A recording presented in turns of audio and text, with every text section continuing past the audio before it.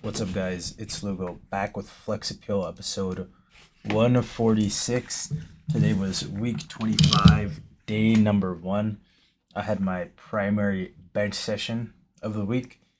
I went down about 5 kilos from last week, and I added another rep, obviously, because we're restarting the last hypertrophy block, but we're going down a rep and we just kind of reset the weight.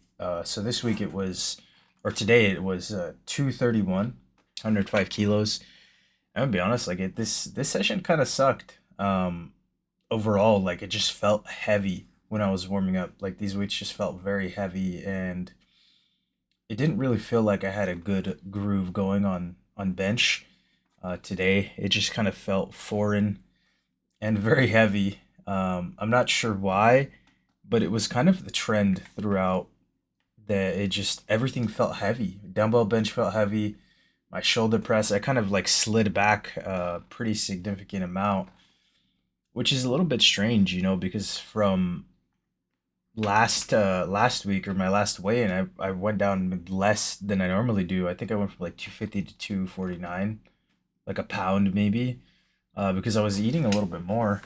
But I'm just thinking that maybe I just carried so much fatigue from last week on those bench grinder reps. Like, oh man, the regular bench and Duffalo, I hit some insane grinders on those. So I'm not necessarily surprised. It was just more of like it's like a wow. This session was a little bit more difficult than I anticipated for what it was supposed to be across the board. I probably should have gone lower, um, but I kind of auto regulated a little bit, took some sets off, did a little bit less than I normally do. And hopefully that will regulate the fatigue going into next session and going into next week because I do not want this to be as hard as it was today, especially at the start of the block again, right? Because if so, I'm gonna have to pull the weight back or just keep it the same and then go up on the last week, uh, and we'll see. We'll see next week really how it ends up going or next session. But overall, I came in. I feel like when I'm actually auto regulating, like I know that I should, I can have a really good session and minimize the amount of fatigue that's going to develop during the week. But when I'm kind of like stubborn and like bullheaded and just like I'm just gonna do it, I'm gonna do the weight that I'm doing and then just hit it for like significantly less reps and have it just feel bad.